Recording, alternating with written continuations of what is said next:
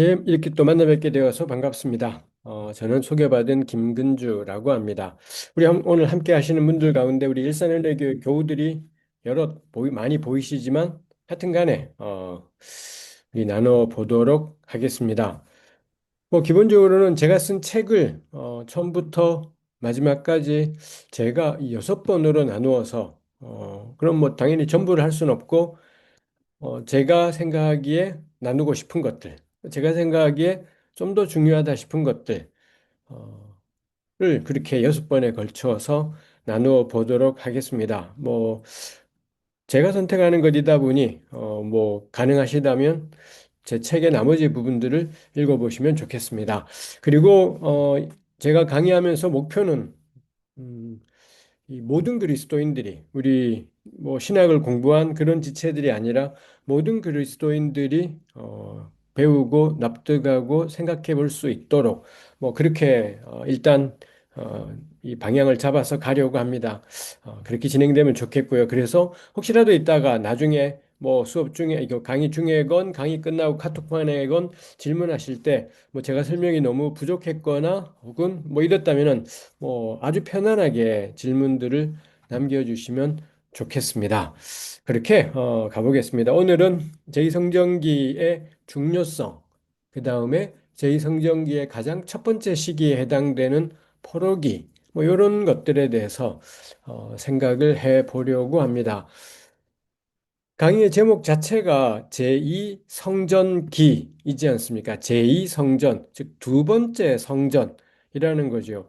우리 알고 계시는 대로 솔로몬이 지었던 성전이 있죠. 뭐 구약 성경에는 제1성전이니 제2성전이니 이런 것이 전혀 안 나오지만 솔로몬이 대략 한 주전 9세기, 뭐 주전 10세기 즈음에 세웠던 솔로몬 성전이 있고요. 그게 주전 587년에 이 남왕국 유다가 바벨론에서 멸망하면서 파괴되지 않습니까? 해서 제1성전 솔로몬 성전은 솔로몬 때 지어져서 남왕국 유다의 멸망과 함께 파괴였던 거고요. 그리고 바벨론으로 어떤 사람들이 포로로 끌려가는 일이 있었고 또 페르시아의 등장과 함께 포로에서 돌아오는 사람들이 생겼고 그래서 구약 성경에는 포로에서 돌아온 사람들이 중심이 되어서 또 하나의 성전을 세웠다라고 하죠. 우리 그런 내용이 에스라서나 학개, 스가랴 이 세 권의 책에 이 두 번째로 지어졌던 성전에 관한 내용들이 나오지요. 이때 이 성전 건축의 중심 인물이 스룹바벨이라는 이 페르시아가 임명했던 일종의 총독이죠. 스룹바벨이 중심이 되고 그 다음에 당시 대제사장이 여호수아였었습니다. 그래서 정치적인 행정적인 지도자였던 스룹바벨하고 종교적인 지도자인 여호수아하고 이 두 사람이 중심이 되어서 그 다음에 학계 스가랴의 예언 활동 이게 결합이 되어서 주전 520년에 두 번째 성전이 지어지기 시작해서 4년이 지난 다음 516년에 완공되었다고 구약 성경은 이야기해요. 사실은 몰라요. 이 성전이 언제 시작해서 언제 끝났는지 뭐 알 길이 없죠. 다른 데 기록은 나오지 않고 구약 성경에 이런 기록이 나오는 것이기 때문에 우리는 일단 그렇게 생각을 하고 있습니다. 해서 주전 516년에 완공된 성전, 요 성전을 가리켜 두 번째 지어졌기 때문에 제2성전이라고도 부르고 스룹바벨이 중심이었다는 이유로 스룹바벨 성전, 뭐 그렇게 부르기도 하지요. 이 두 번째 성전이 존속했던 것이 이 주후 1세기로 와서 주후 66년에 유대인들이 로마의 거친 지배에 대해서 항의하면서 제1차 유대 반란을 일으키고요. 66년에 일으켰던 반란이 최종적으로 주 70년에 로마에 의해서 박살이 나버리죠. 그때 진격했던 로마 군대가 이 예루살렘 성전을 완전히 박살내버립니다. 그게 주 70년.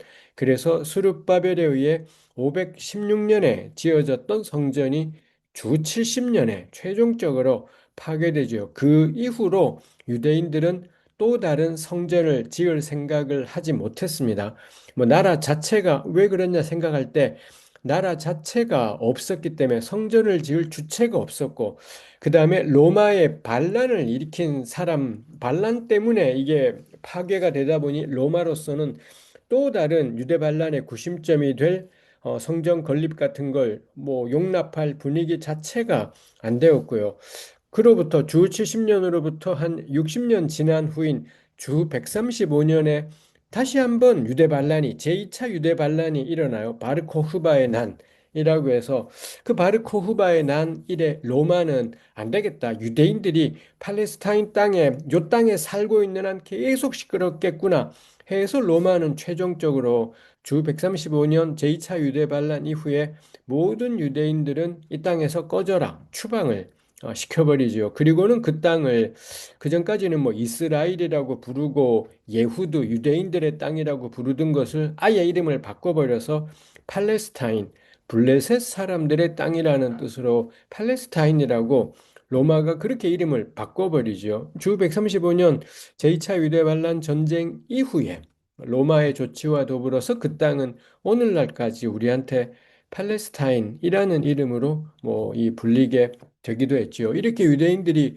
아예 그 땅에서 쫓겨나게 되어 버리기도 하니 뭐 그 다음 성전을 지을 엄두 같은 것은 뭐 낼 수도 없었던 것이라고 할 수 있겠습니다.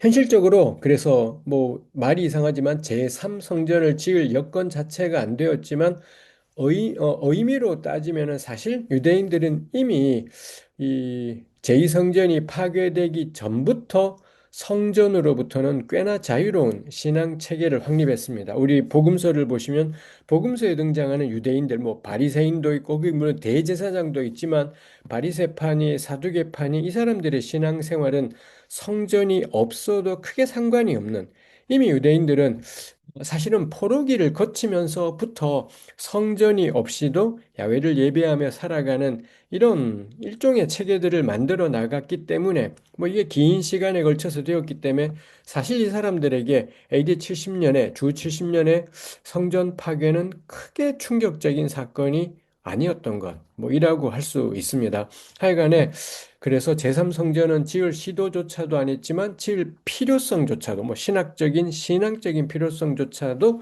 유대인들은 못 느꼈을 거다 싶은 것이 있지요. 뭐 오늘날에 와서 이 기독교의 이 일각의 사이비들이 있습니다. 이스라엘 회복 운동 겁나 열렬하게 좋아하고 우리 서울의 온누모라는 대형 교회에 압력하고 있는 이 일종의 하여튼 이 이스라엘 회복 지지하는 괴상한 성세에서 그룹들이 있습니다. 이거와 연관해서 뭐 제3성전 어쩌고 저쩌고 뭐 있습니다만 지금 그런 이야기하는 사람들은 다 정말 괴상한 사람들 뭐 그렇게 할 수 있겠습니다. 하여간에 그래서 제 책이 그리고 이번 강의가 다루고 싶은 것이 주전 516년에 세워진 그리고 주 70년에 파괴된 제2성전 요 기간에 대해서 요 기간에 어떤 일들이 생겨났고 아까 제가 이야기했던 것처럼 성전이 없어도 존속할 수 있는 신앙 체계가 확립되었다 뭐 이런 표현을 했습니다만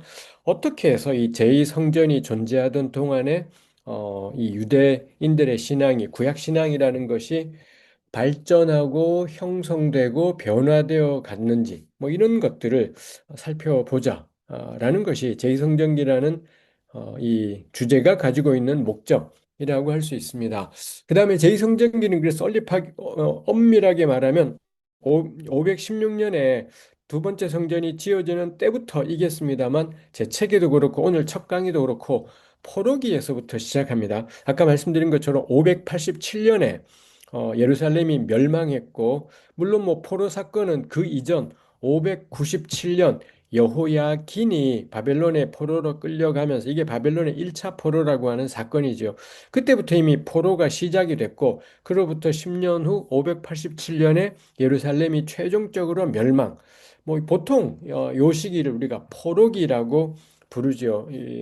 어떤 사람 일군의 사람들이 바벨론의 포로로 끌려갔다가 페르시아의 등장과 함께 다시 돌아오게 된 귀환자들이 있었고 귀환자 중심으로 두 번째 성전이 지어졌다 하니 어쩌면은 이 포로가 시작된 때부터 516년까지는 제2성전기는 아닌 것이겠습니다. 그때는 성전이 없던 시대였다 보니 보통 요 시기를 우리가 포로기라고 부르고 뭐 이런 이름에 대해서는 이따가 또 다시 한번 생각해 보겠지만 제2성전기를 다루는데 왜 포로기를 다룬담?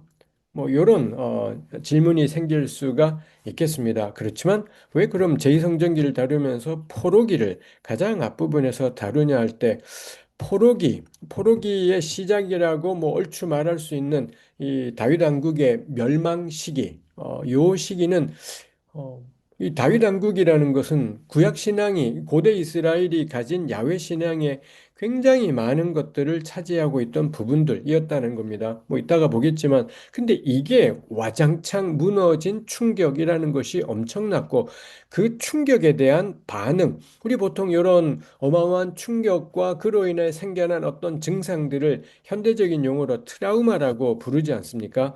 그래서 어떤 구약학자는 이 예루살렘 멸망 이후에 벌어진 것들을 다 이 트라우마에 대한 그 멸망이라는 엄청난 충격에 대한 트라우마에서 생겨난 것이 이 포로기와 제2성전기의 이런저런 변화다라고까지 뭐 이야기하기도 합니다. 뭐 그런 점에서 제2성전기에 일어난 모든 근본적인 변화의 원인이 뭐냐? 멸망 사건, 포로가 시작되었다라는 사건이라는 점에서 제2성전기의 첫머리는 포로기일 수밖에 없고 그 포로기가 가져다 준 충격에 대해서 어떻게 흡수하고 어떻게 반응하느냐가 제2성전기의 변화의 근본적인 이유라는 점에서 제2성전기를 이야기한다? 그럼 반드시 포로기에서부터 시작할 수밖에 없겠다인 거고요. 그 다음에 제2성전기 초기의 주축 세력들 그 이후도 바벨론의 포로로 끌려갔던 사람들 그 사람들 가운데 어떤 이들은 돌아오기도 하고 안 돌아오기도 하고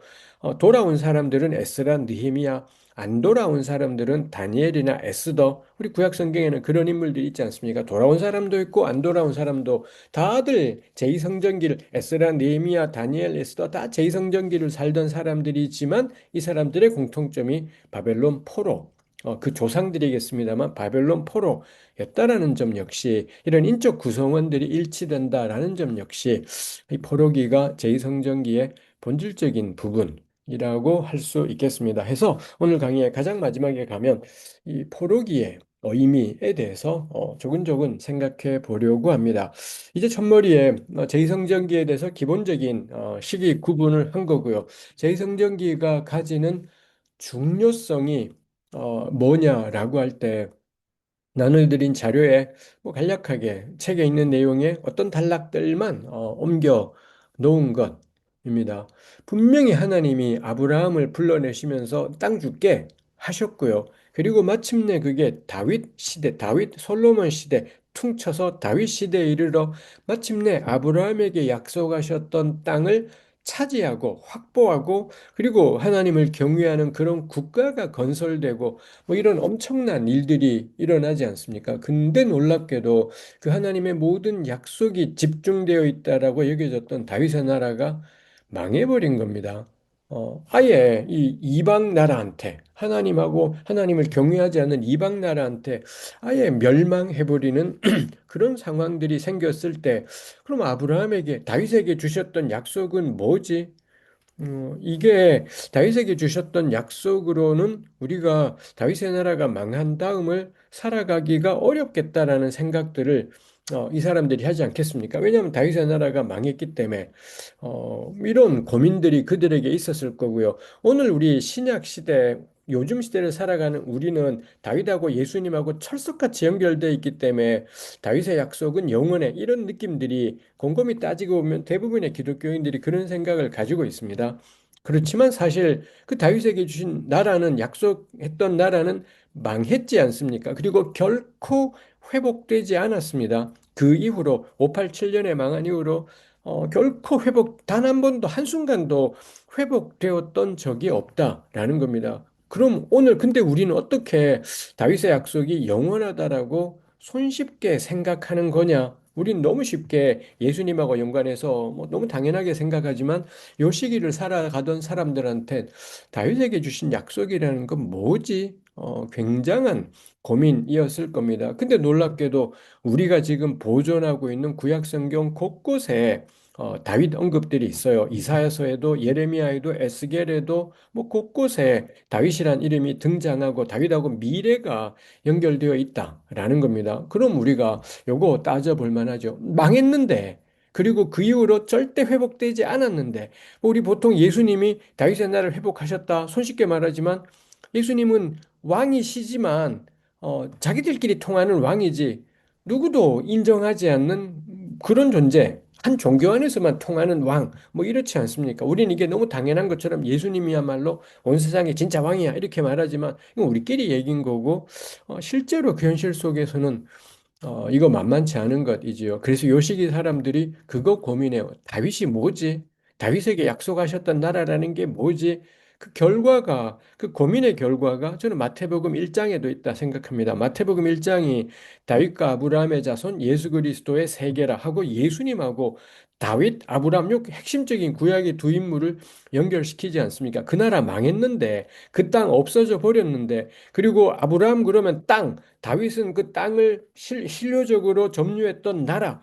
근데 예수님은 그런 거 못 안 하셨거든요. 하시지도 않았고 땅을 회복하실 생각도 안 하셨고 그랬는데 마태 기자는 놀랍게도 다윗과 아브라함의 자손 예수 그리스도의 세계 이렇게 족보를 연결시키는 것인 겁니다. 이거 마태가 갑툭튀로 하는 일이 아니라 이미 제2성전기 내내 이루어졌던 일이 다윗은 뭐지?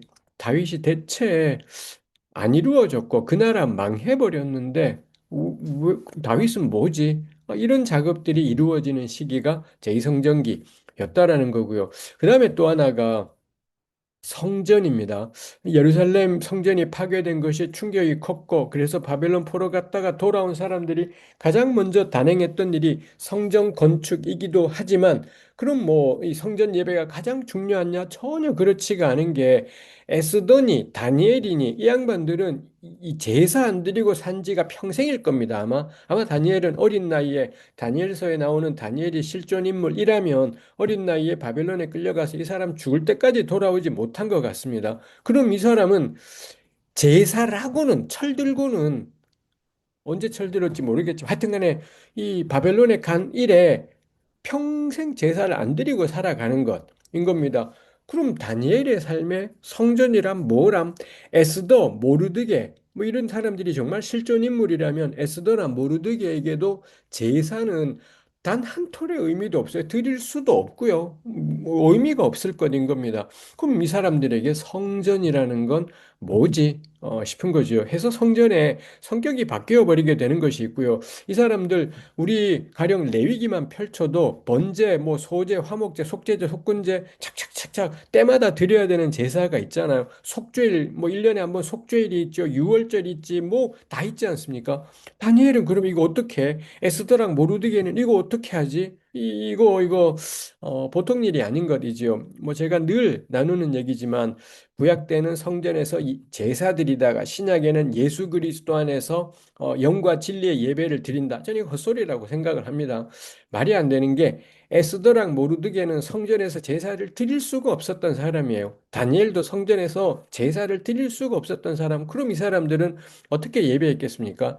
영과 진리의 예배했을 겁니다. 그래서 요한복음 4장에 예수님하고 수가성 여인하고 대화할 때 영과 진리 안에서 예배하라라는 예수님의 말씀은 하나도 새롭지 않습니다. 이미 제2성전기에 어, 이 예루살렘 인근이 아니라 먼 곳에 살던 사람들에게는 야훼를 어떻게 예배할 것이냐? 더 이상 성전 예배가 아니라 영과 진리 안에서의 예배구나라는 게 뭐 굉장히 명료했을 거다라는 겁니다. 이런 고민들이 이루어지던 시기가 언제냐? 제2성전기 였다라는 거고요. 그리고 이 사람들은 요 시기를 거치면서 자기들의 이런 검토와 고민과 묵상과 대응의 결과를 글로 작성해요. 글로만 이것도 굉장히 초유의 현상이라고 할 수 있습니다. 왕정이 끝나기 이전, 남한국 유다가 멸망하기 이전에 이 글이라는 것은 주로 왕실에서 쓰는 겁니다. 뭐 이 왕실에서 북왕국이든 남왕국이든 왕실의 공식 기록 이거는 굉장히 고대부터 전 세계 대부분의 나라들이 자기네 왕조 기록들을 남기는 거는 뭐 흔한 일이기 때문에 남왕국 북왕국 역시 왕실 기록을 남기는 건 너무 당연하고 그 왕실과 연관해서 어떤 사람들의 기록을 남기는 것도 당연한데 포로기와 제2성전기를 거치면서 왕실과는 상관없는 일반 이 대중 속에서 글이 쓰여지게 되는 거죠. 근데 그 글의 내용이라는 게 다 이런 거예요. 오늘날의 야훼 신앙의 의미가 뭐냐? 아브라함에게 주셨던 약속의 의미가 뭐냐? 다윗에게 주신 약속의 의미는 뭐지? 이런 시각으로 창세기가 다시 정리가 되기도 하고 뭐 이런 작업들이 이루어지게 되는 것이지요. 해서 저는 제2성전기가 정말 용광로 같은 시기였다라고 도무지 버티기가 너무 힘든 남의 땅에 끌려가 하나님 백성이라면서 하나님이 아브라함을 기껏 갈대아 우르에서 가나안 땅으로 약속의 땅으로 인도하셨는데 정작 자기 자신은 남의 땅에 가서 살고 있어요. 이방 땅 낯선 땅에 가서 살면서 난 뭐지? 그럼 나는 뭐지? 이런 무수한 고민들이 이 사람들로 하여금 야외 신앙의 가장 본질적인 측면들을 고민하고 괴로워하게 했겠구나.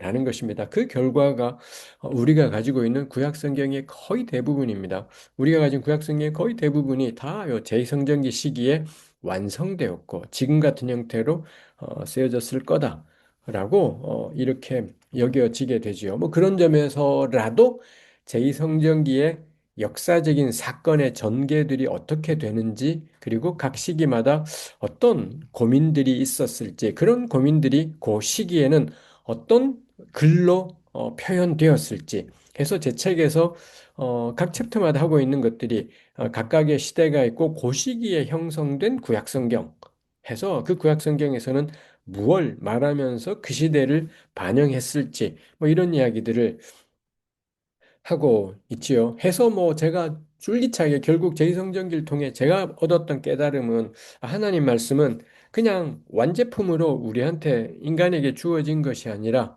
당연히 하나님 말씀은 사람이 쓴 글인데 하나님이 감동하신 것이겠지만 그 사람들은 자기 시대를 몸부림치고 살고 그 상황 때문에 바뀌어진 상황 때문에 응답으로서 이런저런 글들을 형성했구나. 그 상황과 응답. 그 다음엔 또 응답으로 기록된 글을 가지고 또 살아가고 살아가다가 또 상황 때문에 응답하며 어떤 글들이 형성되고 이런 과정이겠다 싶어요. 이거를 이 학자들은 겁나 그럴싸한 말로 변증법적이다. 뭐 이런 표현들을 하는 거죠. 왜 변증법이 우리 옛날에 들어본 적 있잖아요. 정반합이라고 해서 하나의 명제가 제기되고 그거에 대해서 아니 이런 것도 있지 않아? 반대 명제가 생기고 그러면은 둘 중에 하나만 맞아. 이렇게 결판 나는 게 아니라 요게 정이 있고 반대가 있고 그러면은 나 사실 요렇게 되겠구나. 합이 생기는 것인 거죠. 그래서 변증법이라는 건 완전 배제를 서로 간에 해버리는 것이 아니라 대화하며 한 걸음, 대화하며 한 걸음. 그리고 어떤 이렇게 정반 합으로 뭐 하나가 형성이 되지 않습니까? 그럼 걔가 영원 불멸하냐? 그렇지 않아요. 그 합으로 형성된 건 역시 상황에 따라 반대가 생겨날 수밖에 없고 그 반대는 다시 합을 만들어내고 그럼 그 합은 영원하냐? 절대 영원하지 않고 다시 반을 만들어내고 합을 만들어내고 그래서 변증법이 저는 말하고 싶은 게 이 상황에 따라서 언제나 대응하고 변화하고 뭐 좋게 표현하면 성숙하고 성장한다라고 이야기할 수 있을 것 같습니다. 저는 이 제2성전기 동안에 그리고 그 이후에 고대 이스라엘의 신앙이라는 게 정말 변증법적이다 싶은 거고요. 사실은 그러다 보면 이런 식의 사고방식은 뭐 이것뿐 아니라 우리 삶의 모든 영역도 마찬가지이겠다 싶습니다. 그 다음에 또 하나 제2성전기의 중요성 할 때 예수님 역시 제2성전기를 사셨던 분이다. 라는 점에서 중요하지요. 우리 복음서는 겁나 늦게 쓰였습니다. 이 주 70년 성전 파괴 아마도 딱 그 직전 직후에 쓰여진 게 마가복음일 거다라는 거고 나머지 마태, 누가, 요한은 다 70년 성전 파괴 이후에 쓰여졌다라고 여겨지지 않습니까? 그러니 딱 제2성전기 다음 시기에 이 복음서가 형성이 되고 있습니다. 그래서 복음서는 1세기 후반을 반영하는 글이기는 하지만 이 복음서가 그려내고 있는 예수님께서는 새로운 종교를 주창하지 않으세요. 적어도 마테마가 누가 요한이 이해했던 예수님은 새로운 종교, 이전에 이런 거 있었는데 다 꽝이고 내가 진짜야. 단 한 번도 예수님 그렇게 하신 적이 없고, 그냥 예수님은 제2성전기 신앙으로 살아가셨던 분이구나이죠. 사실 복음서에 예수님이 남이더라 하신 적이 없습니다. 우리 맨날 전도할 때 예수 믿으세요, 구원받습니다라고 이런 식의 전도를 하지만 정작 예수님은 제자들에게 나 믿으라고 하신 적, 당신을 믿음의 대상으로, 신앙의 대상으로 그렇게 제시하시지 않더라. 인 거죠. 예수님이 줄기차게 제시하신 신앙의 대상은 야훼 하나님입니다. 근데 우리 구약 성경에는 여호와, 개역 성경의 번역으로 여호와, 그리고 학자들에 따르면 야훼. 저는 야훼란 이름이 하나님의 맞는 이름일 것 같아요. 그래서 저는 야훼를 쓰겠습니다. 여호와이기도 하고 뭐 이름이 누구냐는 사실 상관없습니다. 하여튼 근데 구약 성경에는 히브리어로는 그 야훼라는 말로 옮길 수 있는 하나님의 특정한 이름이 있습니다. 근데 유대인들이 굉장히 오래전부터 아마도 주전 1세기, 주전 2세기 이 어감부터 그 야훼란 이름은 발음하지 말자. 이거는 너무 존귀한 이름이기 때문에 이 이름이 나올 땐 야훼 그러지 말고 주님 하자.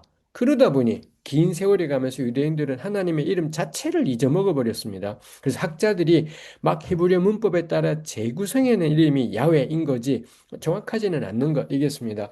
그래서 우리 복음서에서 예수님이 주님이라고 하시는 부분은 전부 다 히브리어 야훼란 이름을 야훼 하나님을 부르는 이름인 거죠. 그러니까 이 예수님은 당신이 종교를 창시하신 것도 아니고, 뭐 하나님을 대체할 존재로 자신을 내세운 것도 아니고, 야훼 하나님을 경외하는, 이 분이셨던 것. 이죠. 누구보다도 하나님을, 야훼를 경외하셨던 분이지요. 그래서 예수님 역시 제2성전기를 살아가셨던 분이구나. 라는 겁니다. 예수님이 활동하던 당시에 신약 성경이라는 건 한 줄도 존재하지 않았었고요.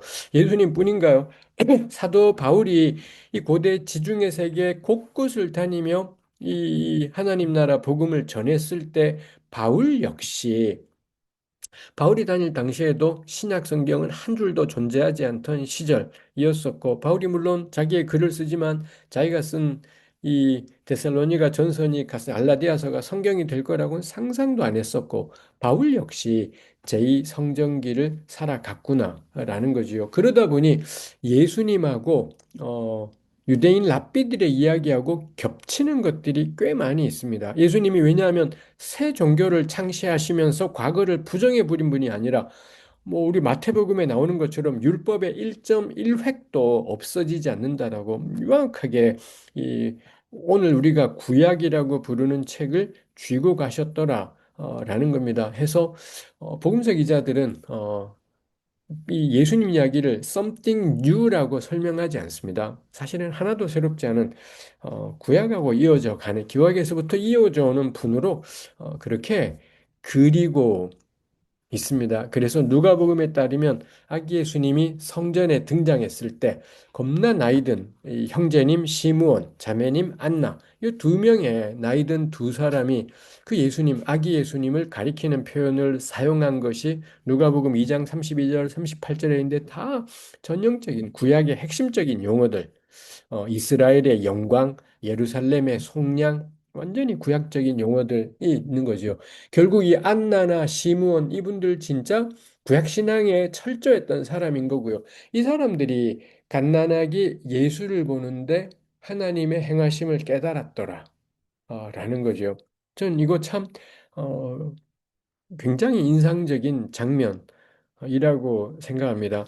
구약의 야훼 신앙을 정말 본질적으로 견지할 때 그 갓난아기 예수를 보고 그가 주의 백성 이스라엘의 영광이요 이방을 비추는 빛이구나. 그 다음에 예루살렘의 속량을 가져올 이구나. 뭐 이런 깨달음들이 이 안나와 시므온에게 있었다라는 것이 그래서 저는 예수님에 대한 이런 기대는 제2성전기 사람들이 하나님이 행하실 일에 대해서 기대하고 갈망했던 것, 그게 꽃이 피어난 것이 신약이고 예수 그리스도이겠다 싶습니다.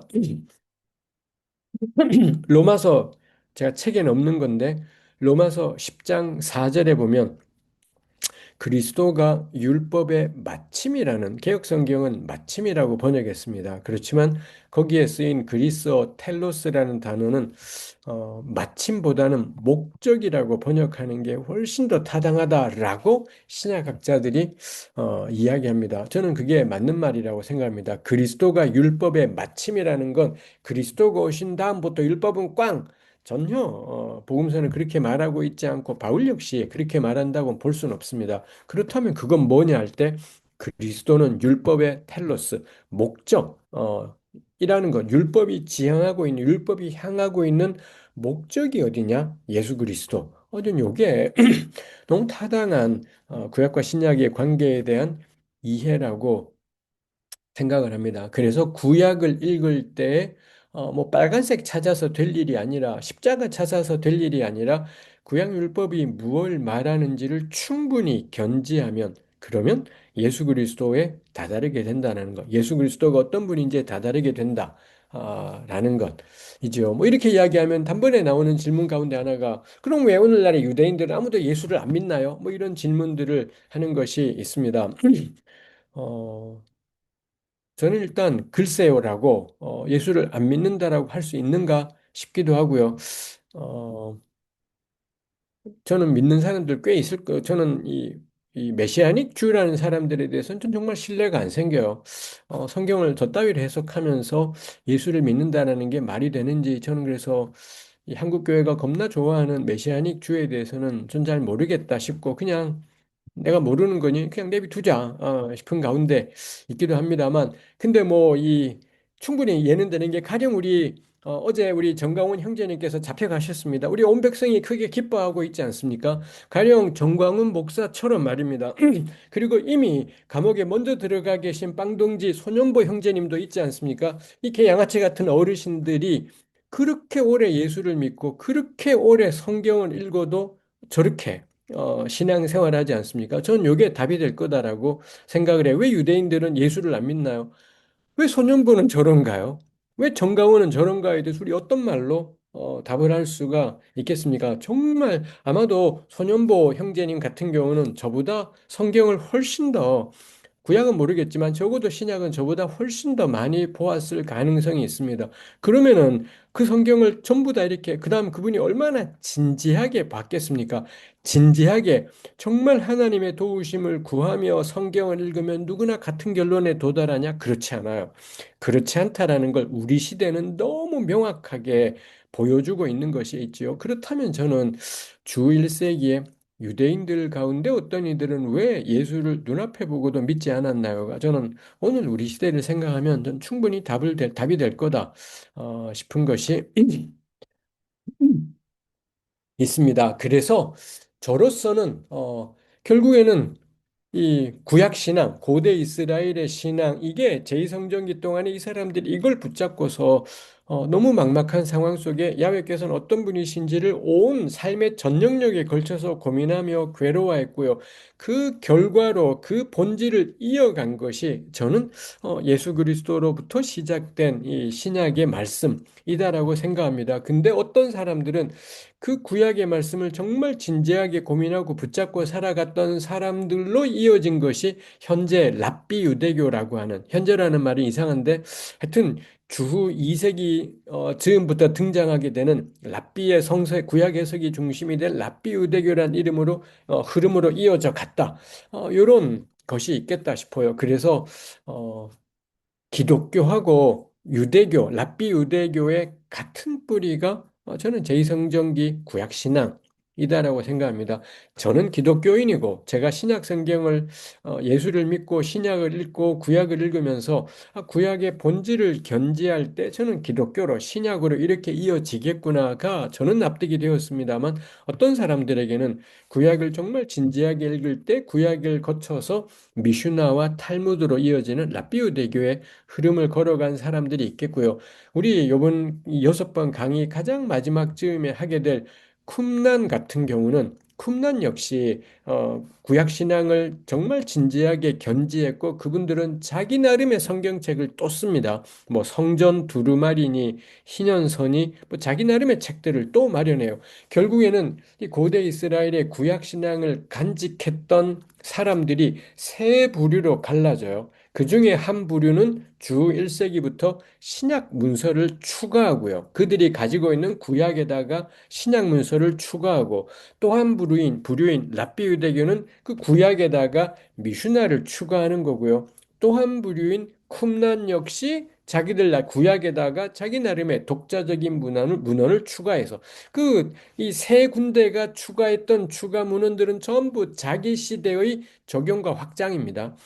구약을 자기 시대에 적용하고 확장한 게 신약이고 미슈나고 또 쿰란의 뭐 성전 두루마리고 뭐 이런 식으로 볼 수가 있겠다라는 거죠. 그렇다면 저는 이 구약 신앙은 유대교와 기독교와 쿰란 요 세 가지 결과물의 공통 자산이었겠구나라는 거죠. 그럼 이런 공부들을 통해 이 구약 신앙을 어떻게 이해하게 될 때 신약으로 혹은 왜 이게 미슈나와 같은 랍비오 대교로 왜 쿰란과 같은 흐름으로 이어지게 되었을지 요거 저는 여섯 번째 강의쯤에서 한번 생각해 볼 수 있겠다 싶은 거죠. 그러면서 저한테는 너무 당연하게도 구약의 본질을 추구할 때 저는 예수님과 바울로 이어진다라고 저는 깨닫기도 하고 처음에는 믿었고 지금은 공부해서 깨닫고 뭐 이렇게 되었습니다만 우리 함께 참여하시는 모든 분들이 그거 마음속에 굵직한 흐름으로 간직할 필요가 있습니다. 정말 구약을 끝까지 밀고 나가면 예수님이 되는 건지, 아니면 유대교가 되는 것이 맞는 건지, 요거 우리가 한번 쿰나는 지금 존재하지 않기 때문에 뭐 생각하기는 어렵겠지만, 하여튼 그거 우리가 따져 볼만 해요. 그리고 그런 점에서 무조건 구약하고 신약은 하나고 연결돼야 되고 뭐 그 생각을 너무 안 해도 저는 괜찮을 것 같다 싶습니다. 진짜 구약의 말씀이 그 본질적인 의미들을 잘 추구해 간다면 저는 예수님에게로 갈 거다 싶고 대표적인 사례가 예수님에게 찾아왔던 니고데모 같은 유대인이 있었고요. 그 다음에 가장 큰 계명이 뭡니까? 했더니 예수님은 너네 법에 너네는 뭐라고 하냐? 그랬더니 하나님을 사랑하고 그 다음에 모든 제사보다도 이웃을 사랑하고 이게 귀합니다. 어떤 서기관이 그렇게 말했더니 예수님이 노노노 하늘나라가 멀지 않구나. 예수님하고 그 유대인 랍비하고 완전히 통하는 것인 겁니다. 그 점에서 저는 요게 이 구약 신앙을 쭉 견지해 나갈 때 같은 지점에 조금 다른 표현일 수는 있지만 같은 지점에 도달하겠다 싶은 것이 있습니다. 뭐 이런 것들을 생각할 때 저는 제2성전기는 유대교의 것도 아니고 기독교의 것도 아니고 독자적인 어떤 거고 근데 그 독자적인 어떤 흐름을 어떻게 자기들의 시대에 현실 적용하냐에 따라 자기들의 시대를 어떻게 분석하고 어떻게 적용하냐에 따라 신약과 기독교로 그 다음에 미슈나와 랍비 유대교로 최대한 이 두 개의 흐름으로 이어갔다라는 거 생각해 보면 좋겠습니다. 제2성전기의 중요성에 대해서 그래서 이런 정도로 이야기를 했고요.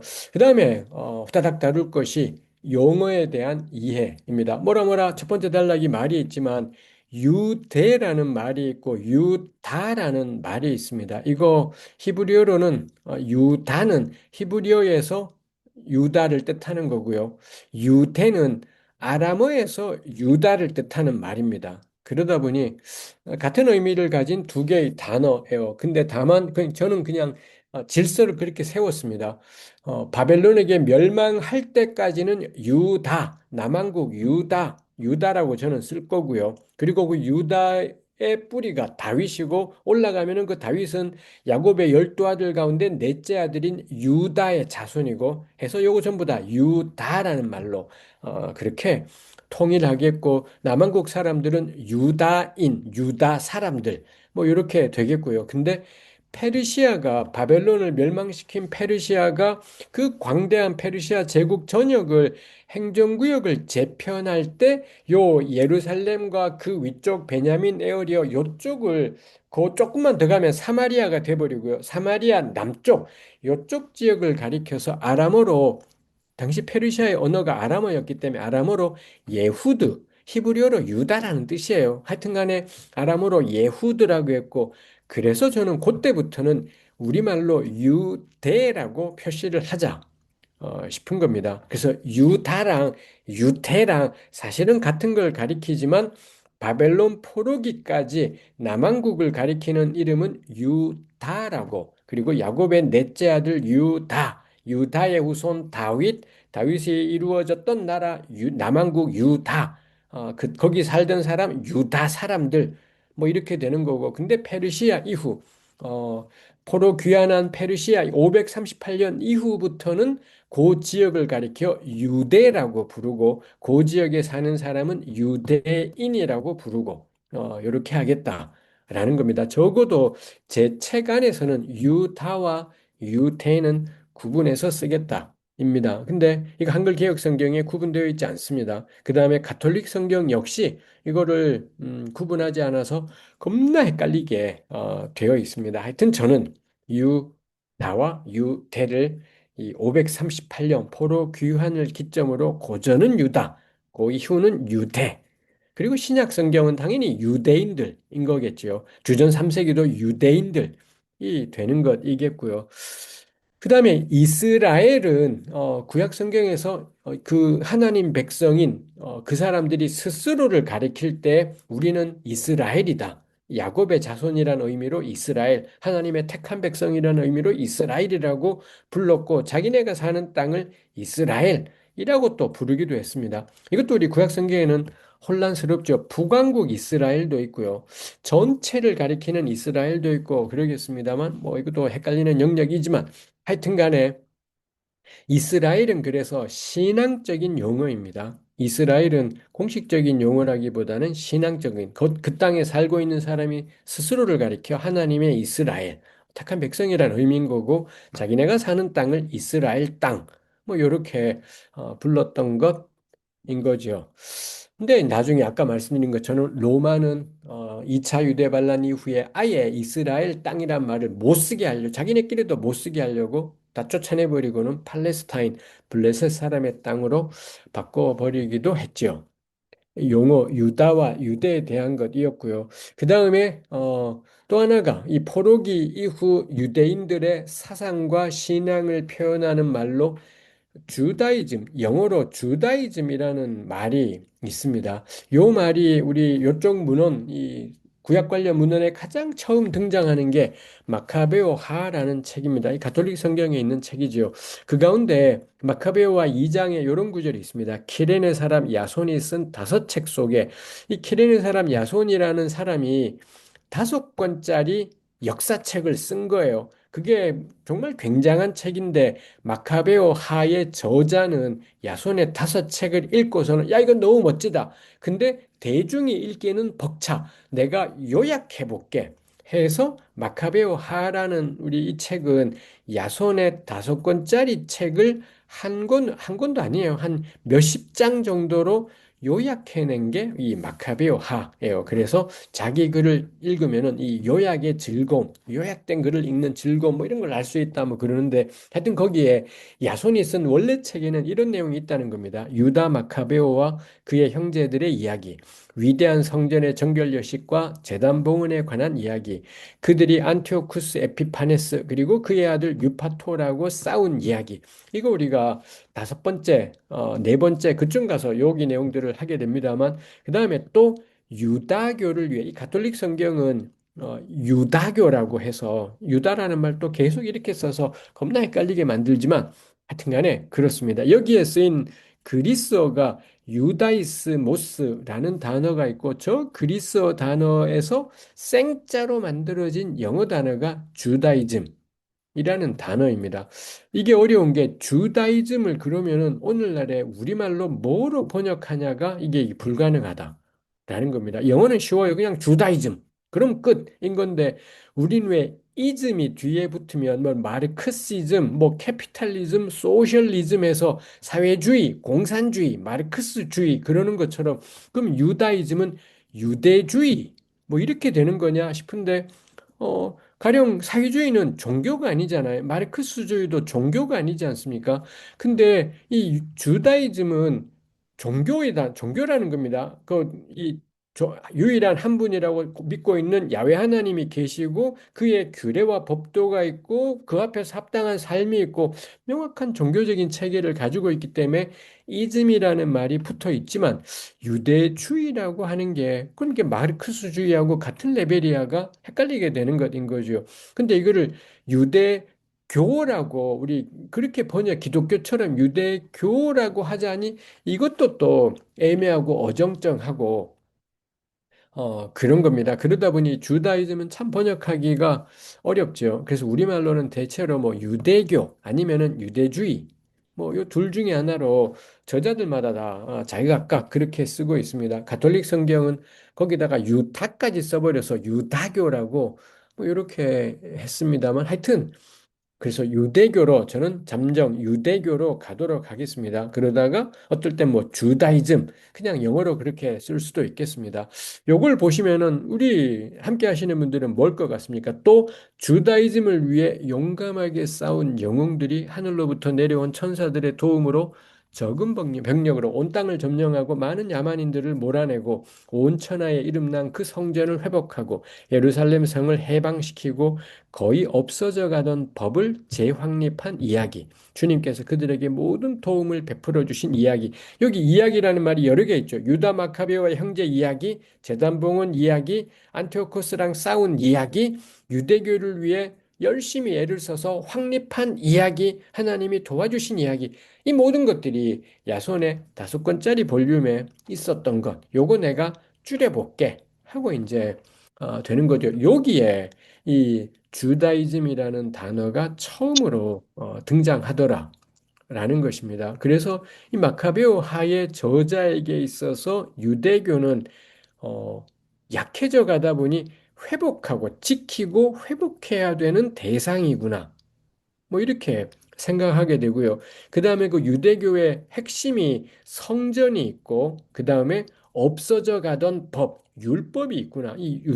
주다이즘을 구성하는 중심에 한 온천하 이름난 성전, 예루살렘 성, 그 다음에 거의 없어져 가던 법, 뭐 이런 것들이 이 주다이즘의 중심적인 것, 이다라는 겁니다. 그럼 이거를 지키고 회복하기 위해서 뭘 했느냐? 싸워요. 이 안티오코스 에피파네스로 대표되는 이 대적들하고 혹은 뭐 많은 야만인들하고 싸워서 회복하고 지켜내야 되는 것. 뭐 이런 것인 거죠. 여기에서 볼 때, 이 사람들이 초기 사람들이 생각했던 주다이즘의 중심에는 성전이 있구나. 인 거고요. 성전이 있고 법. 우리 히브리어로 토라라고 부르는 토라가 있고 예루살렘이 있고 요 정도가 이 사람들이 생각했던 유대교의 중심이구나 싶은 것이 있지요. 그리고 이 본문을 보면서 또 우리가 생각하게 되는 게, 유대교라는 게 가장 처음 등장하는 게 요 본문이라고 했습니다만, 유대교는 애시당초부터 지키고 보수하고 간직하고 회복하고 요거와 함께 유대교라는 게 시작을 하는 겁니다. 적들이 엉망으로 만들었기 때문에 싸워서 지켜내야 되고 보수해야 되고 간직하고 회복해야 되고 근데 이걸 가로막는 세력이 있다 보니 맞서서 싸워야 되고 전투적인 맥락하고 유대교하고 연결되어 있다라는 것도 우리가 이 생각해 볼 만하죠. 사실 아브라함의 신앙은 지키고 보수하고 싸우는 맥락이진 않습니다. 아브라함은 자기 신앙을 지키기 위해 자기 가족이 자기가 가진 그 신앙을 지키기 위해서 뭐 분투하 뭐 이렇게 되지는 않지 않습니까? 근데 여기 나오는 마카베오 하에서 그려지는 요런 유대교 이 가장 초기 언급이라고 했는데 여기서는 지키고 싸우고 쟁취하고 뭐 이런 전투적인 맥락 속에 존재했다라는 것이 있지요. 그렇게 해서는 예루살렘 성을 회복하면서 마침내 저 유다 마카베오라는 집단은 나라를 만들어 내기도 합니다. 그래서 유대교의 가장 초기 단계의 특징이 전투적인 맥락, 나라의 형성, 뭐 이렇게 되어버리다 보니 이게 필연적으로 배타적인 영역들이 이 생겨나게 되는 것이 있지요. 해서 저기 마카베오하에 나오는 유다교라는 것은 주님을 힘입는 사람들의 노력과 분투, 성전의 회복, 예루살렘 성의 회복, 법의 재확립, 뭐 이런 것들인 거죠. 결국 성전, 예루살렘, 율법에 기반한 유대인들의 신앙과 정체성, 뭐 요 정도가 마카베오하가 알려주고 있는 주다이즘, 유대교라는 것의 의미이겠다 싶습니다. 이거 한번 정말 생각해 볼게. 음, 유대교도 그렇지만 이렇게 전투적인 맥락이잖아요. 아마 이거랑 또 멀리 연결하면 여호수아까지 나오겠습니다만 이 신앙은 하여튼 전투적인 맥락이 너무 강렬해요. 어, 전투적인 맥락이 강렬하고 그러다 보니 하나님의 도우심을 격렬하게 경험하게 되는 여호수아서도 그렇고 마카베오 상하도 그렇습니다. 온통 전쟁할 때마다 하나님께 기도하고 어떨 때는 막 기적이 벌어지기도 하고 이러는 것들이 있지요. 이 전투적인 맥락은 이 공동체를 정말 구심점을 형성하게 해서 똘똘 뭉쳐서 하나님 한 분 의지하게 만들고 그 다음에 그렇지 않은 세력들이 있어요. 하나님만 의지하지 않고 잔머리 굴리는 세력, 또 적들하고 타협하려는 세력이 있습니다. 마카베오 상하는 그런 타협적인 세력들을 박살을 내버려요. 오로지 하나님만 의지하는 사람들이 승리하게 되는 이런 것들이 있지요. 그러다 보니 뭐 저는 이거 참 유감이다 싶습니다. 저도 마찬가지였고 그렇습니다만 우리 교회에서 부르는 요즘은 이제 그렇지 않습니다. 한때 우리 교회에서 가장 열렬했던 찬송은 재림 찬송하고 또 하나가 전투 찬송입니다. 십자가 군병되어서 주님을 따를 때 이런 식으로 우리 스스로의 아이덴티티를 십자가 군인이라고 오로지 전투적인 맥락으로 생각을 하는 거죠. 그 전투적인 맥락은 우리로 하여금 늘 열렬하게 하고 간절하게 하는 것이 있습니다. 근데 군인은 일상은 못 버텨요. 전쟁이 없는 하루는 뭐 어떻게 살아가야 될지를 모르는 경우들이 많이 있습니다. 그러다 보니 군대가 일상을 살게 하기는 불가능하다 보니 군기를 잡는 거죠. 미친 듯이 군기를 잡아서 이러지 않으면은 우리 대부분의 뭐 당나라 군대 역시 이것도 군대 얘기도 군대 안 간 제가 말하는 거 진짜 웃기는 것이지만 그래서 이 유대교도 그렇고 우리도 그렇고 전투적인 맥락이 너무 강하기 때문에 일상을 못 살아가요. 일상은 의미가 없어요. 전쟁을 해서 물리쳐야지 승리의 기쁨이 있게 되고 그러다 보니 우리네 교회는 끊임없이 적을 만들어내야 돼요. 적이 있어야지 이 맞서 싸우는 것이 있게 되고 유대교가 이런 식으로 아까 읽었던 마카베오화가 주전 2세기 중반이 배경인데 주전 2세기 중반이래 완전히 전투적인 신앙. 전투적인 신앙의 특징은 배타적이고요. 네가 죽든 내가 죽든인 거고 같이 살자는 타협이기 때문에 절대 용납이 될 수 없어요. 뭐 우리 구약성의 여호수아서도 마찬가지죠. 저쪽 살려주면 우리가 죽는 거야라는 게 너무 명확하고 에스라 느헤미야 역시 완전 제로섬이에요. 네가 죽으면 우리가 사는 거고, 네가 살면 우리가 죽는 거고, 같이 사는 길은 에스라 느헤미야에는 존재하지가 않고 이 마카베오 하의 주다이즘 역시 공존의 길은 불가능한 것이다 싶습니다. 전 이거 예수님과 바울의 태도하고는 다르다 싶은 것이 있기도 합니다. 뭐 오늘날에도 마찬가지이지요. 그래서 이런 특징들이 생겨나는 걸까 할 때 저는 주전 2세기가 꽤 중요한 상황 시기이겠다 싶습니다. 나중에 우리 생각해 보겠습니다.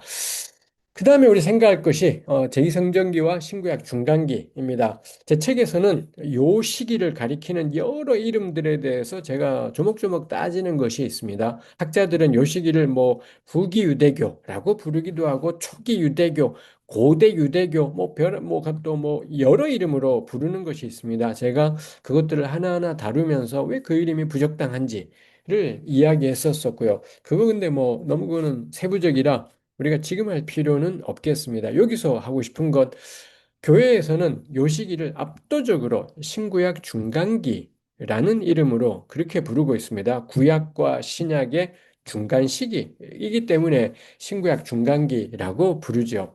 요거 안 맞다라는 게 저의 주장입니다. 일단 짚고 가고 싶은 게 신구약 중간기는 괜찮은 이름입니다.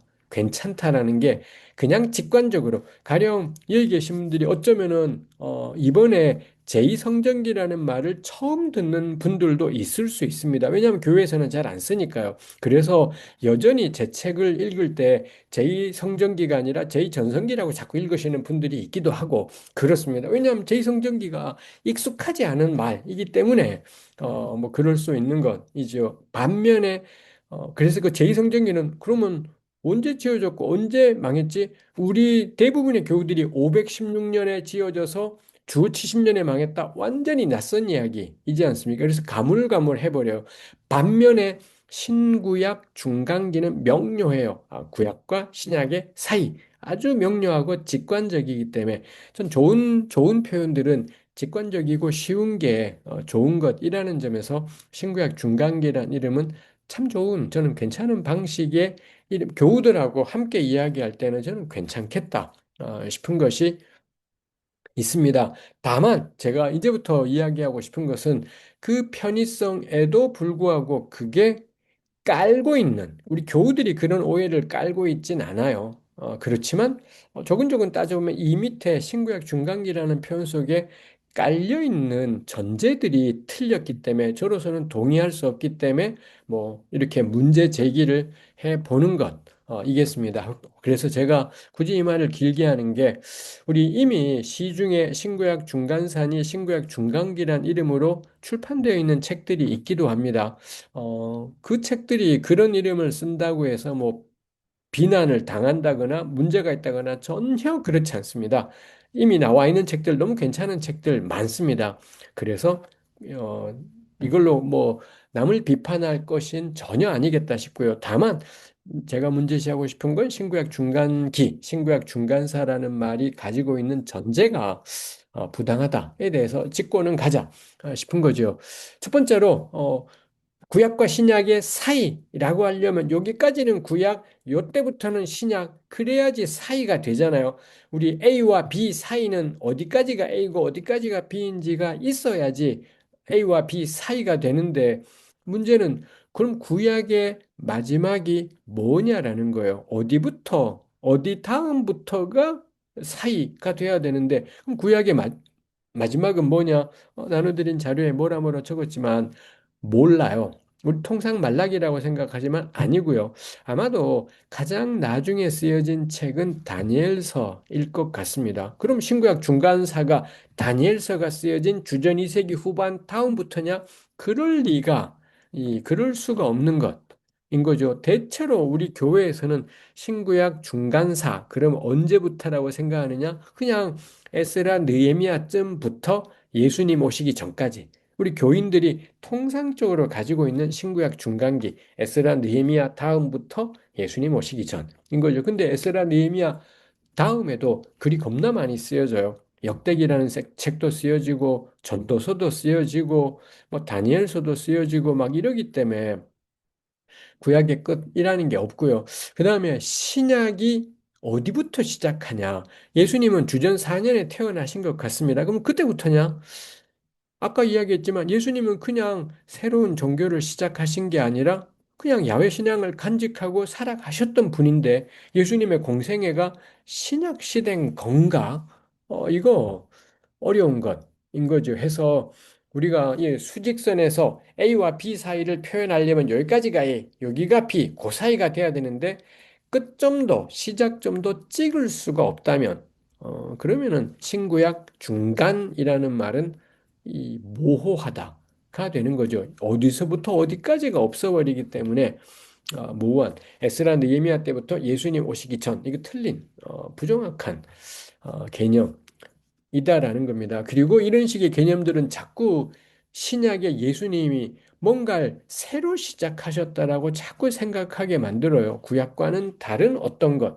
이거는 굉장히 심각한 오류라고 생각을 합니다. 신약이 새 종교를 만든 것이 절대 아니다라는 점에서 신구약 중간기라는 말들은 적합하지 않다 싶습니다. 그리고 구약과 신약이 마치 칼로 무베듯이 잘라질 것처럼 아까도 계속 말했지만 예수님의 유일한 성경은 우리가 구약이라고 부르는 책밖에 없었고요. 우린 구약이라고 부르지만 예수님은 그 책을 율법이라고 부르시다가 율법과 선지자라고 부르시기도 하셨고 율법과 선지자와 시편 뭐 이런 말로도 부르시기도 하셨습니다.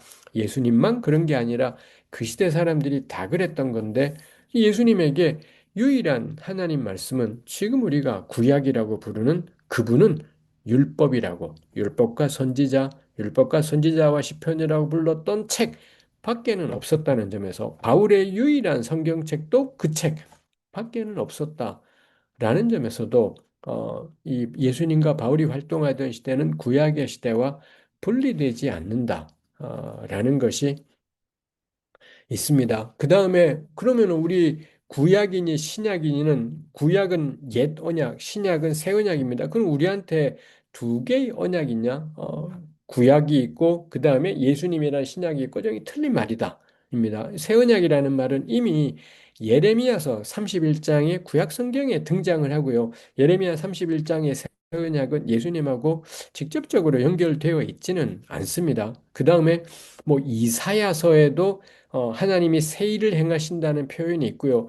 에스겔서에는 하나님이 새 영을 주신다라는 말씀이 있기도 해요. 이런 것들 다 이미 구약 안에서 하나님이 행하실 크고 놀라운 변화된 미래, 이거를 새 영, 새 일, 새 언약 뭐 이런 말들로 예언자들이 꿈꾸고 선포했던 것, 이라는 것이지요. 해서 요게 마치 지금 우리가 생각하는 것처럼 말라기까지 구약과 마태복음부터의 신약과 이렇게 딱 그렇게 될 수는 없는 것이지요. 해서 구약과 신약의 사이 이런 표현들은 교우들에게 우리 모든 그리스도인들에게 마치 구약은 어느 시기에 끝나고 신약이 시작하기 전 완전히 틀린 이야기를 구약이 끝나는 건 없기 때문에 구약이 끝났다 이게 말이 안 된다 보니 굉장히 그런 점에서 저는 신구약 중간기라는 말은 해로울 수 있다 싶은 것이 있습니다. 조목조목 따지다 보니 이렇게 되었습니다만 다시 정리하면 신구약 중간기는 작업하기에는 아주 간편하고 좋은 표현이겠습니다. 다만 제가 바닥바닥 나누고 싶은 것은 구약과 신약은 나뉘지 않는다라는 것, 그리고 구약의 시대가 끝나고 신약의 시대가 오고 이런 것들은 없다라는 것, 그건 전혀 존재하지 않는 개념이다라는 것, 요거 저는 놓칠 수는 없겠다 싶습니다. 어, 그렇죠. 그래서 뭐 제2성경기 공부의 결론이었습니다만 미리 저는 오늘 첫 시간부터 계속 이야기하자면 저한테는 구약이 하나님의 말씀이 있고요. 언제나 하나님 말씀은 변화된 상황에 새롭게 되지 않습니까? 전 신약 성경은 구약의 주후 1세기 적용이다. 라고 생각을 합니다. 우리는 성경 읽으면서 우리 시대에 적용해야 되지 않습니까? 이 구약의 가령 뭐 노예 제도를 배경으로 한 본문은 지금 우리 노예 제도가 없는 시대에 묵상하면서 적용해야 되는 이런 것처럼 이 구약에 나타난 어떤 말씀들을 주 1세기 상황에 적용하고 구체화한 게 바울 서신이고 복음서이다. 저는 신약은 구약의 적용이다. 라는 이 마음이 생각이 있습니다. 뭐 그런 점에서도 뭐 적어도 구약과 신약이 분리되지는 않는다라는 것. 이거 우리가 간직하면 좋겠다 싶습니다. 그리고 이 신구약 중간기가 또 가지고 있는 오해 가운데 하나가 그래서 구약의 시대가 끝나면서 사람들이 절망 가운데 있을 때 예수님이 이 땅에 오시면서 빛이 비추었어요. 뭐 이런 식의 풀이들이 있습니다. 그래서 신약 예수님 오시기 전 구약이 끝난 다음 시기는 암흑의 시기인 것처럼 또 이런 오류들이 있습니다. 절대 암흑의 시기가 아니었다는 것. 도리어 요 제2성전기야말로 첫머리에 나누었지만 수많은 구약 성경이 형성되었던 시기이고 구약 성경을 통해 이 시기에 사람들이 이런 현실 속에서 어떻게 야훼를 경유하며 살아갈 건지, 그리고 이 참혹한 현실을 어떻게 이해하고 해석해야 되는지, 왜 의인이 자꾸 순교하는지, 뭐 이런 문제들에 대해서, 그 다음에 온 세상을 바꾸어 버린 헬레니즘과 같은 어마어마한 변화,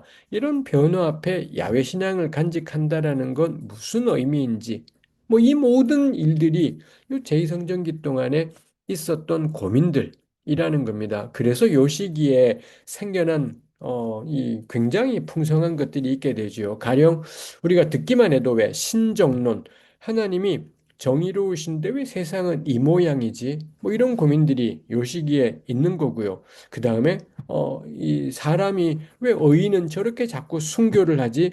죽음이 삶의 끝인가? 아니면 죽음 이후에 무언가 영원한 것이 있는 거냐?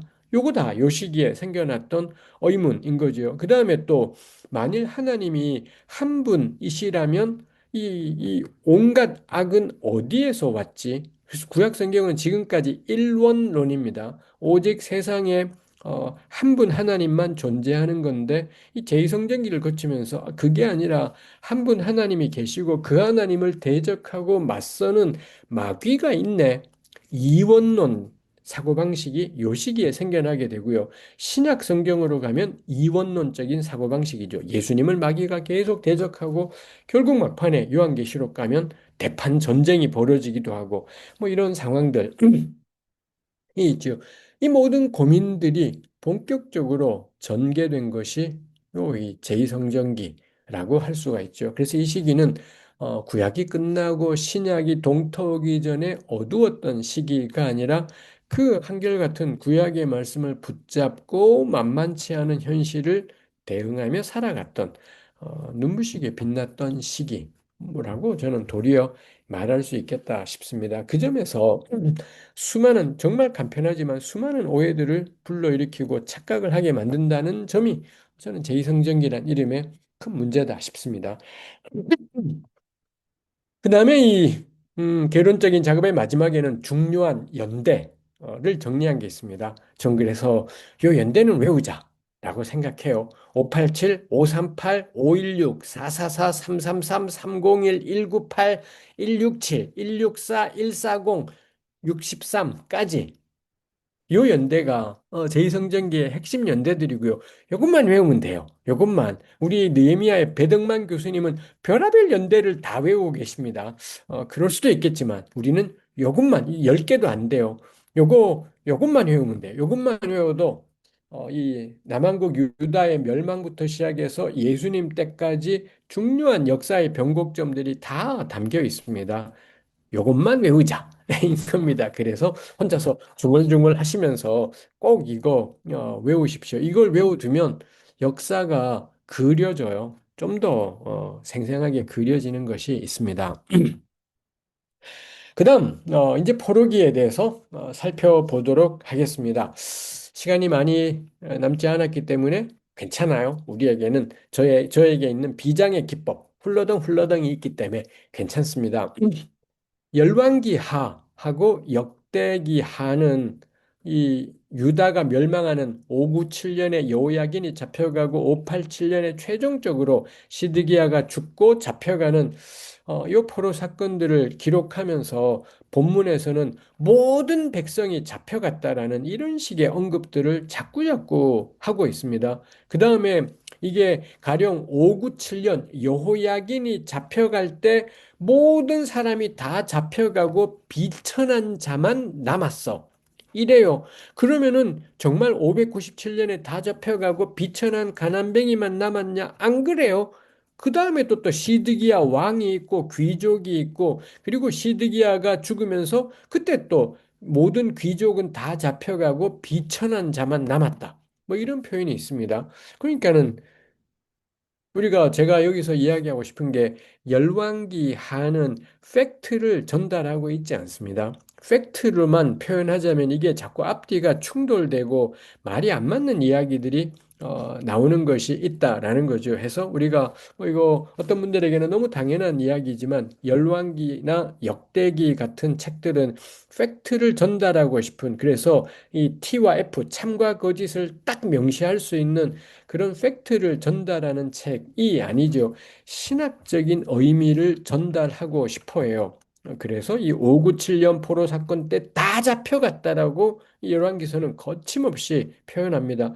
그 다음에 587년, 그로부터 10년 후에도 다 잡혀갔다라고 거침없이 그렇게 표현해요. 근데 막상 거기 기록한 숫자를 보면 몇 명 되지 않습니다. 그래서 대체로 이 포로로 끌려갔던 사람들의 수는 남한국 유다 전 인구 가운데 적으면 5%, 많으면 20%, 100명이 살았다면 5명 잡혀갔거나 20명 잡혀갔을 거라고. 그러면 이 많으면은 95명이 안 끌려갔고요. 적으면 80명이 안 끌려간 뭐 그런 상태 였다라는 겁니다. 근데 열왕기나 역대기는 다 잡혀가고 농사 짓는 사람이 없다 보니 그 땅이 황무해서 안식했다. 뭐 이런 표현들까지도 나오고 있다라는 겁니다. 해서 우리가 일단 기억을 할게 구약 성경을 읽을 때 구약 성경이 팩트를 전달하고 싶은 책이 아니라 의미를 전달하고 싶은 책이라는 거죠.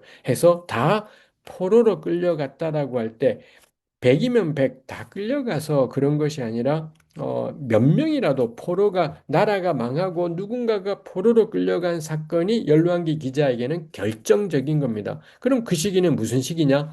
포로기. 뭐 이런 것이 되더라라는 거죠. 해서 열왕기나 역대기나 구약 성경은 반드시 우리 객관적인 역사를 토대로 하고 있습니다. 역사가 없는 추상적인 이야기는 거의 구약에서는 잠언 정도를 빼고는 역사가 없는 책은 없는 것 같습니다.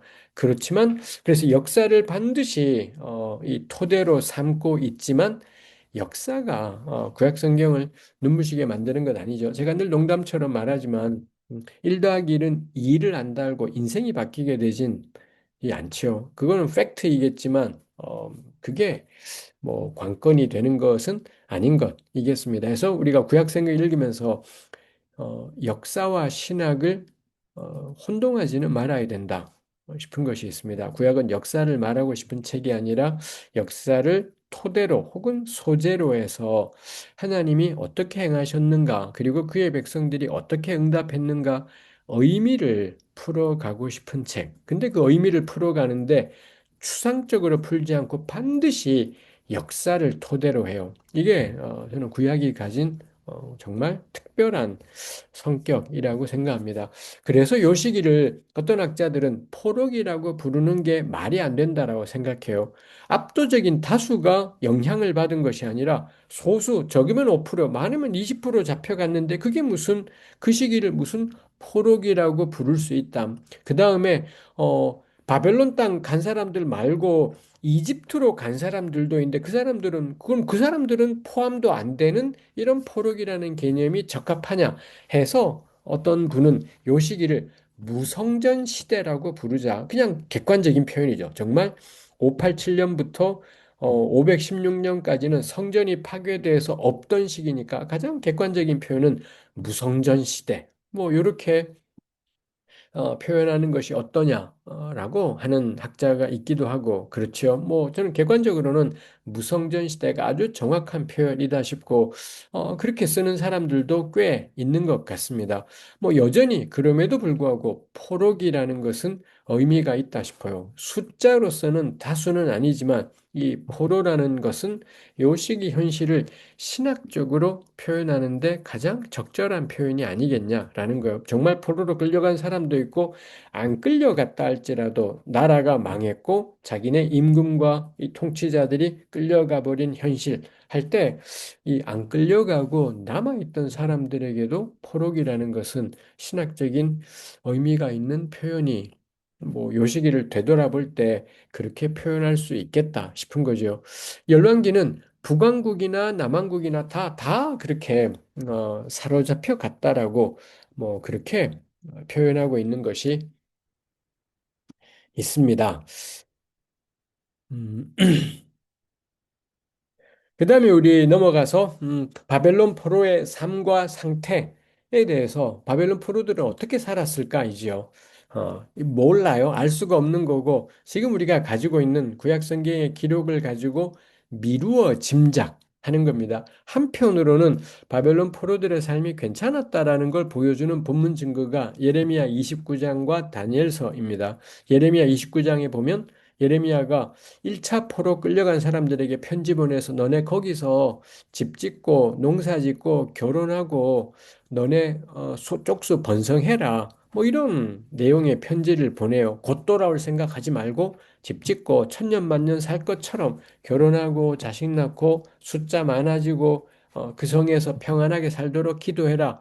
뭐 이런 거 보면서 이 포로들이 자기가 원하면 평온한 삶을 살 수 있었구나. 뭐 이런 생각들을 하게 하는 것인 거죠. 그리고 또 하나가 다니엘서입니다.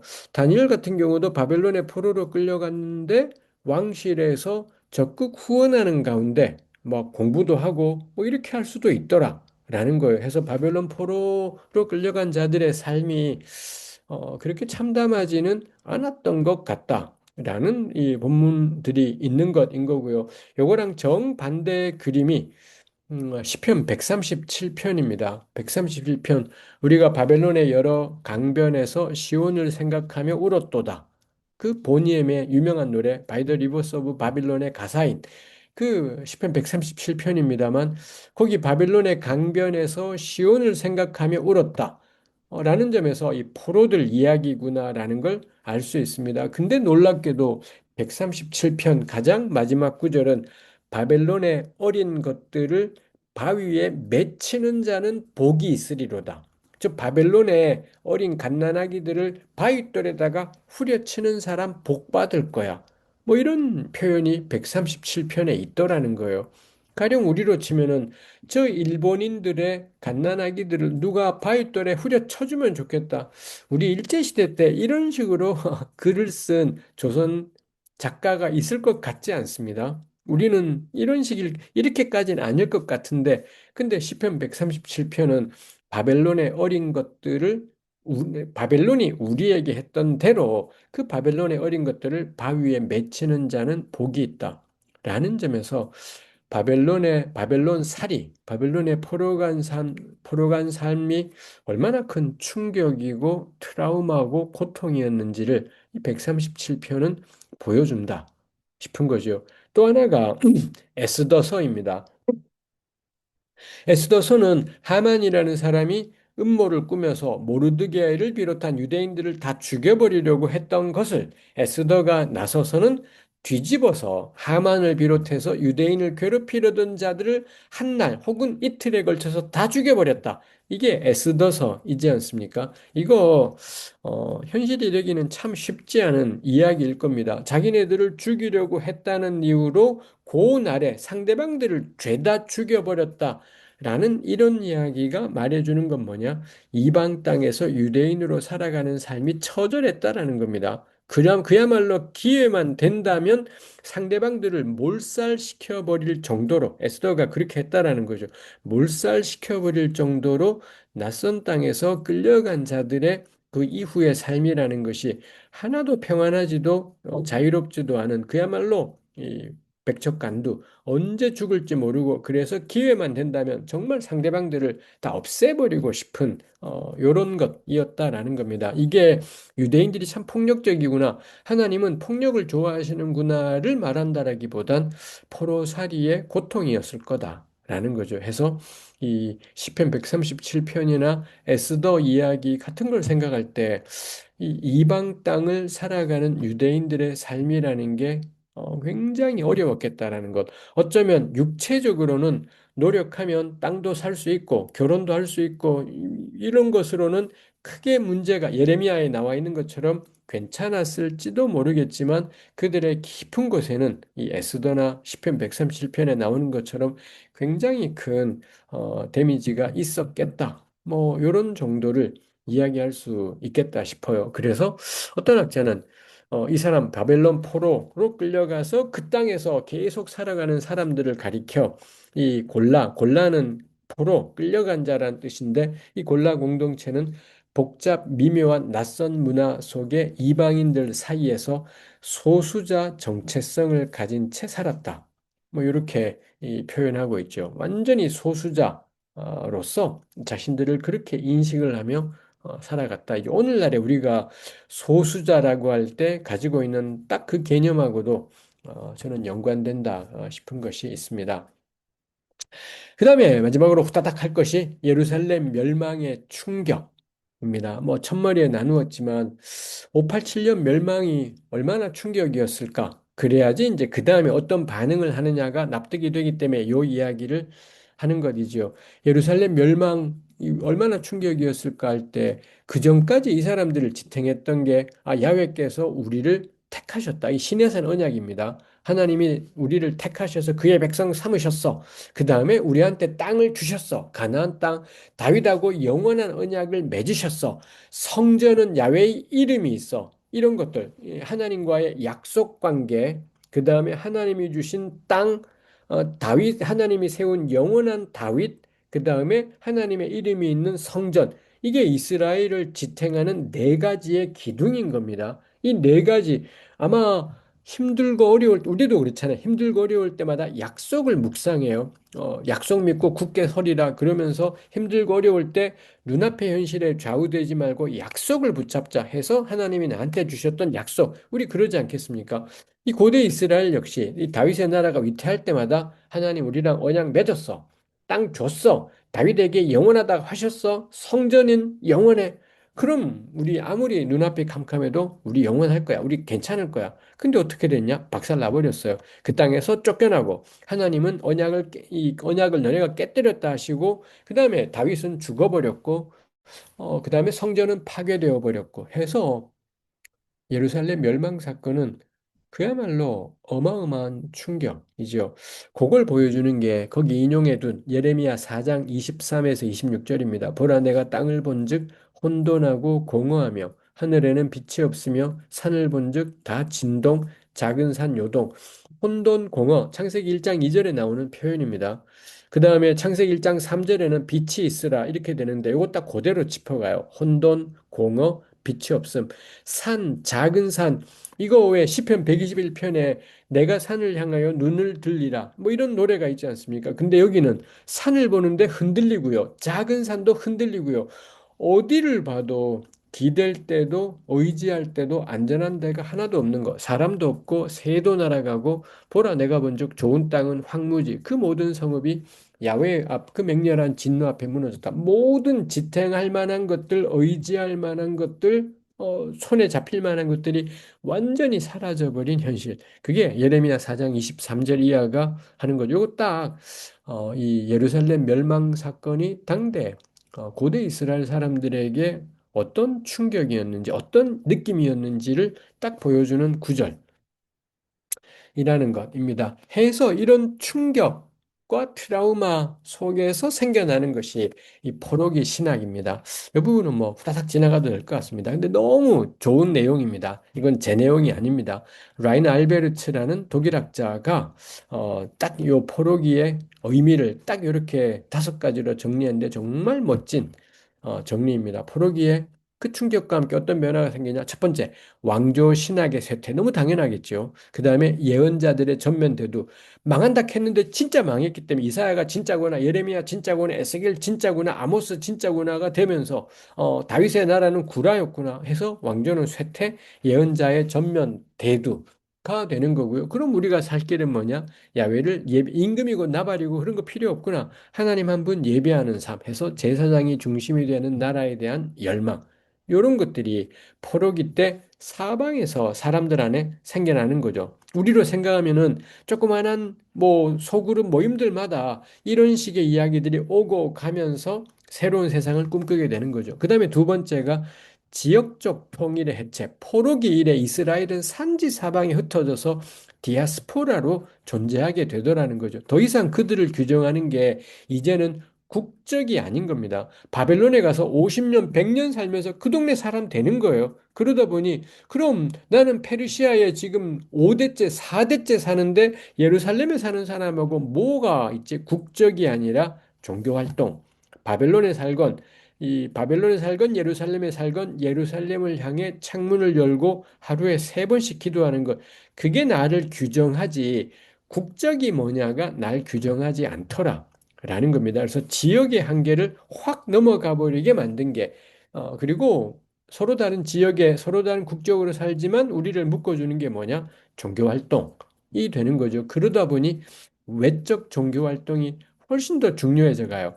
내가 다니엘처럼 바벨론에 살고 나는 예루살렘에 살지만 나는 정의롭게 살아. 이게 우리를 하나 되게 하진 않아요. 다니엘이나 저기나 난 정의로워. 난 약자 편이야. 이게 우리를 하나 되게 하는 게 아니라 우리는 예루살렘을 향하여 창문을 열고 하루에 3번 기도해. 이거 딱 우리를 하나 되게 하고요. 매년 일곱째 달 열째 날에는 금식하며 속죄일을 지켜. 이게 우리를 하나 되게 만들고 이러는 거죠. 사실은 그게 예전의 힘이기도 해요. 정의가 우리를 하나로 묶는 게 아니라 그런 예전들이 분리되어 살지만 같은 나라에 지키는 예전들이 공동체를 어디에 있든 하나 되게 하는 것이 있죠. 이거 강화될 수밖에 없겠구나. 이제 세 번째가 친척에 기반한 바 탈중심적 가족 제도의 경고화. 가 되지요. 이 포로로 살면서 아까 이야기했지만 나를 하나님 백성 되게 하는 건 더 이상 성전 제사가 아닙니다. 나 아이가 태어나면 할례해. 그 다음에 어디에 있더라도 음식 함부로 먹지 않아. 그 다음에 7번째는 안식일은 누가 뭐라고 해도 쉬어. 요렇게 할례, 안식일, 음식 이게 어느 지역에 살던 내가 야훼의 백성임을 보여주는 확인인 거고요. 요거 하며 사는 데에는 가족으로도 충분해요. 가족 안에서 할례하고 음식 규정 지키고 안식일 지키고 이러다 보니 더 이상 나라도 없어지다 보니 이제 가장 중요한 신앙의 단위는 오로지 가족입니다. 가족 안에서 서로 할례, 안식일, 음식을 지키며 살아가는 것. 가족이 야훼 신앙의 가장 중요한 담지자가 된 거죠. 왕정기 때는 안 그랬죠. 왕정기 때는 왕실이 야훼 신앙의 담지자예요.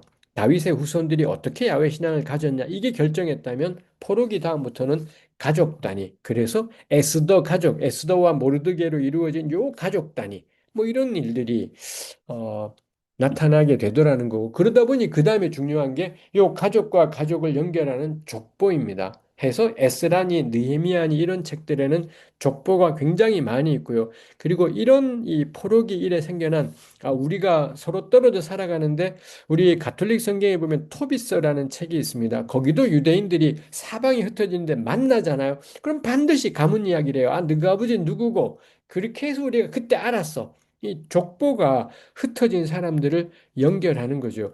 이런 관심사들이 창세기를 쓸 때 가령 창세기 5장에 이 가인의 족보, 그 다음에 아담과 하와의 3번째 아들인 셋의 족보, 그 다음에 창세기 10장의 노아의 족보, 이런 식으로 창세기 32장인가요? 에돔의 족보, 창세기부터 민수기까지 수많은 족보들이 나오지 않습니까? 딱 요 관심입니다. 우리가 누구냐 할 때 우리를 연결시켜 주는 게 족보가 되는 거죠. 해서 족보에 연결이 되어 있는 것이 우리를 하나 되게 만드는 것이 있게 되더라 이지요. 그 다음에 또 하나의 변화가 이방 땅에서 끌려간 자로 살지 않습니까? 이런 경우에 대부분은 토지 소유자보다는 토지 임차인으로 살아갑니다. 자기가 땅을 가지고 살지 않고 땅을 빌려서 살아가게 되지 않습니까? 그러다 보니 이때 이래로 생긴 변화가 뭐냐? 신앙이 개인화돼요. 가령 가나안 땅에 우리가 함께 나라를 이루며 혹은 우리가 집단을 이루며 살 때에는 땅을 분배하고 그래서 뭐 정의라는 게 말이 되죠. 정의는 이 과부의 경계표를 옮겨서는 안 돼. 고아의 땅을 빼앗아서는 안 돼. 제도적인 이런 일들이 있습니다. 근데 바벨론 땅에 페르시아 땅에 오래 살면서 많은 경우가 토지 임차인으로 살다 보니 내가 할 수 있는 최선의 정의는 뭔가요? 더 이상 제도가 아니에요. 제도는 바꿀 수가 없어요. 이건 페르시아의 것이기 때문에 내가 하는 건 뭐냐? 같이 옆집에 사는 유대인들 얼마 도와주기가 돼요. 그래서 요 시기 이래로 정의란 히브리어의 제다카라는 단어가 있죠.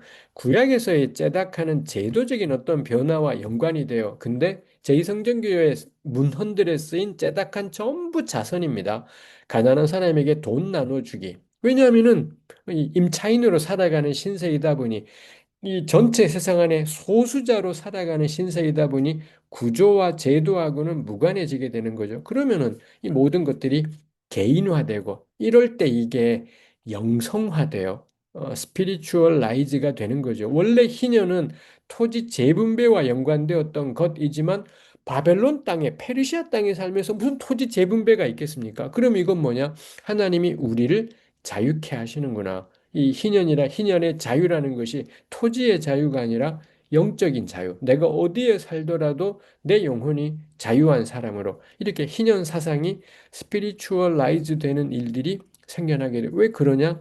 성품이 못돼 먹어서가 아니라 이방 땅에서 소수자로 살아가게 되고 토지 임차인으로 살아가게 되고 가난한 자로 살아가게 되다 보니 이런 식으로 자비가 자선이 강조되고 영성화가 진행이 되고 뭐 이런 것들이 있죠. 이거 주 1세기 신약 성경에도 고스란히 담겨 있죠. 네 번째로 가족이 가장 중요한 단위가 되다 보니 이제 이 가족들이 모일 때가 있습니다. 신앙 비슷한 사람끼리 모이게 되면서 종파라는 게 드디어 요 시기에 등장하게 돼요. 그 전에 왕정기 때는 종파가 존재하지 않습니다. 근데 제2성전기부터는 종파, 조그마한 가족 단위로 물론 다 대가족들이지만 심하면은 이 한 가족이 5대까지 있어요.